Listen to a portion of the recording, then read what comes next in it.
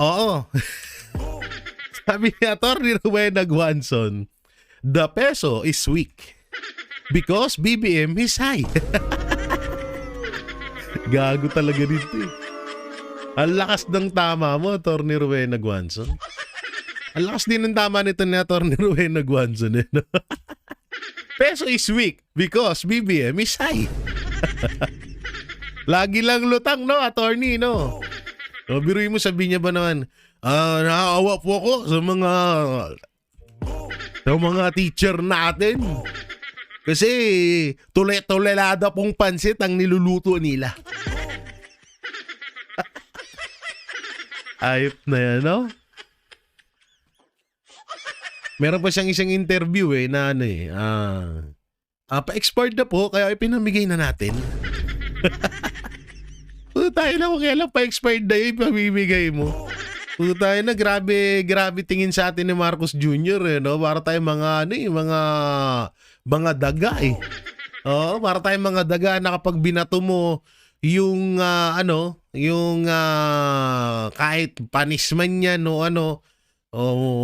kung marumi man yan saan galing pagkain na yan kakainin natin. Kasi ganyan kababaw ang tingin niya sa atin. Para tayong daga. Alam naman na ng mga Pilipino na ang peso ay mababa pero si BBM ay mataas. Ay, hindi pala weak. Mahina. Mahina ang peso because the BBM ay high. Ayop to si Atty. Rowena Guanzon na puta. Dito tayo. Tumataginting na 130 million pabalato lang ni Saldico kay ex DPWH ESEC Bernardo. Grabe. Biruin mo yun, 130 million pang balato lang. Ganyang kalupit. Tapos ang malupit pa dito, yung itinuro ni Bernardo na si former Senator Bong Revilla nakakulong. Pero si Bernardo malaya. Ang galing. Diba? Tapos ang nakakaduda pa nun, paano magnanakaw si former Senator Bong Revilla sa Bulacan, tiga Cavite. Diba? Tapos yung mga inilahad, diba? Ito pa malapit. Sinasabi nila na si Saldico ang mastermind ng nakawan. Diba? Yun yung pinapamukha nila sa atin ngayon. Pero bakit tayo paniwalaan yung mga itinuturo ni Saldico na dawit dito sa nakawan na to? Isa rin dun si Bernardo, diba? Andun na rin kasama rin si Lisa, si Sandro, si Romualdez, si Marcos Jr. Pero ba't hindi sinasali? Doon, yung nakakapagtaka. Na buti na lang, hindi tayo pinanganak kahapon at hindi tayo tanga-tanga na para maniwala na lang sa kanila. Gano'n Kaya kaya yung mga sabi-sabi niya na, lalo na yung mga binubunyag ni Bernardo, ni Alcantara, putang ina, sabi ko sa inyo, yung iba dyan kasinungalingan. At obvious naman talaga na inililis nila yung issue. Diba? Papunta lagi sa mga Duterte. Uy, sarap talaga. Ang sarap talaga gumano, no? Yan, ang sarap iganon yung braso mo. No? Ano kaya feeling ng naka-RM? Ay, sorry. RM! Okay na sa akin, Rolex. Ay, sorry. Uy, ito na. Ingatan ko to. Ganito pala feeling pag may relo ka na. No? First time ko lang kasi nagka-relo kaya medyo ignorante. Pasensya na. At ang masakit pa dito, no? Ang daming kinita ni Bernardo sa pera natin. Pero, putangin na, hindi to makukulong. Diba? Yun yung masakit hindi siya makukulong. May special treatment pa siya. Ang lupit ng Senado natin. Kakaiba. Ito naman yung tuta ni Marcos Jr. Ano sabi nito? Ang hiling lang natin ay pang-unawa at pagtitiwala sa mga desisyon ng gobyerno na binabalance ang pagtulong sa mga mananakay at sa mga transportation sector. O yan sabi ni Auntie Claire, hinihiling daw na pangunawa at pagtitiwala. Una-una, Auntie Claire, hindi mo masisisi ang taong bayan kung wala ng tiwala kay Marcos Jr. or wala ng tiwala sa gobyerno. Pangalawa, matagal namin kayong inunawa. Putang ina, magtatatlong taon na nga Magtatatlong taon na nga, wala pa rin kayong ginagawa. Biruin mo yun, sobrang haba ng pangunawa namin. Ni hanggang ngayon na hindi nga namin kayo nilulusob dyan sa Malacanang Kasi kung maiksi lang pangunawa namin, nilusob na namin kayo dyan. Tinunog na namin yung Malacanang na yan dahil puro demonyo ang nakatira dyan. Ang mga nandyan. Diba? Kaya tawag dito yung mga ganyan salita, pagtitiwala, pag-uunawa. 3 taong kaming numuunawa sa inyo hanggang ngayon. Yung tiwala sa una, oo, nagtiwala kami pero sinira nyo, mga hayop kayo. Tigilan nyo kami. Ang ganyang salitaan nyo, dilawan na dilawan ng datingan Hindi, sa totoo lang, yung mga ganitong salita, dilawan to Oh, mga ganitong bagsakan ng yung mga salitaan ng mga dilawan yan Okay, nagnanawa na ako sa mga lumayas ka na dyan. Dito tayo. Ito. Tahasang sinabi ni Palace Press Officer Claire Castro na si Vice President Sara Duterte ang gumagawa ng mga paraan o raid bait para magalit ang mga tao kay Pangulong Marcos Jr.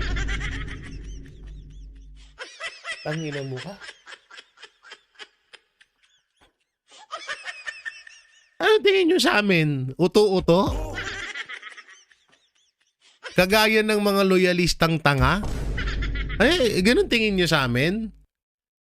O sige, sabihin na natin na yung sinabi mo ay totoo. So kapag sinabi ni Bibi Sara na ganito, maniniwala na agad kami. Ganun ba yon?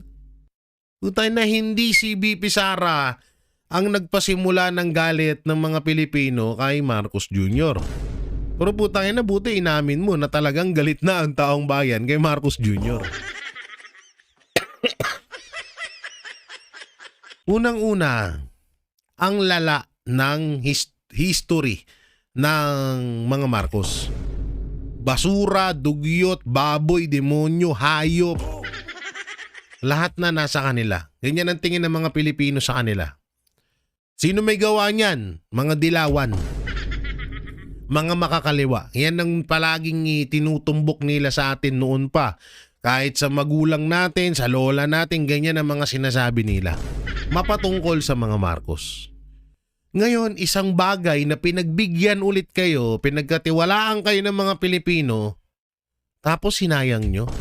Tapos ngayon magtuturo kayo na si VP Sara ang naghihikayat sa taong bayan para magalit kay Marcos Jr. Putang ina, sino hindi matutuwa na nangako ka ng 20 pesos per kilo na bigas na hindi mo naman napatupad? Gago ka ba? Diba? Sinong matutuwa na yung mga tira-tirang karne ipapakain mo sa mga Pilipino? Sinong matutuwa na yung tatay mong matagal ng patay, nakakausap mo pa? At sinong natutuwa na na normal lang ang pagtaas ng gasolina ngayon? At sinong matutuwa na wala naman nangyayaring proyekto dito sa bansang Pilipinas, pero patuloy pa rin yung pagtaas ng utang ng bansang Pilipinas? Asan yung proyekto? Kailangan ng mga OFW ngayon ng tulong sa Iran. Wala kayong ginagawa. Buti pa yung, hindi ako nagkakamali, buti pa yung Macau may nagawa. Pilipinas, wala. Butangin lang yan. Kaya tigilan nyo kami sa mga ganyan nyo. Alam mo, Auntie Claire, Eto, nananawagan ako kay Vice President Sara Duterte. BP Sara, gusto namin at gusto ng mga Pilipino na sa oras na maging presidente ka, pwede ipakulong mo si Auntie Claire. Pwede ba? Pwede bang ipakulong niyo si Auntie Claire? Pustahan tayo pagtapos ng termino ni Marcos Jr. Or kung mawala man si Marcos Jr. bilang presidente ng Pilipinas, pustahan tayo. Ang katwiran ni Auntie Claire, trabaho lang. Or inutos lang sa kanya to. Kapal na mukha no? Kung anong kapal ng mukha ng amo mo, ganun kakapal ang mukha mo. Ginawa kami uto-uto. Sunod-sunuran kami na porket kung ano yung sabi ni BP Sara, hindi niya sa amin. Gaga ka ba? Pangit ka na nga, gaga ka pa. Kami ang boses ng masa, hindi natatakot. Katotohanan lang, di kami nalulunod. Walang bahid ng sismis, lahat ay totoo.